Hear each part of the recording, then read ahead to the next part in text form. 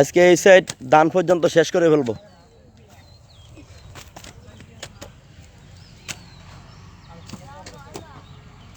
সম্মানিত এলাকাবাসী, বর্তমানে আমি যে রাস্তার মধ্যে দাঁড়িয়ে আছি এই রাস্তা হলো ফলকামুড়ি।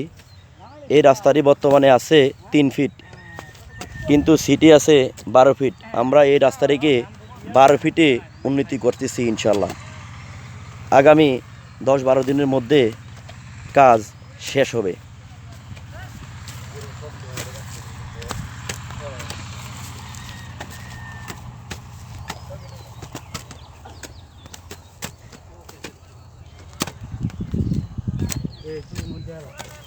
Jadi dia bukannya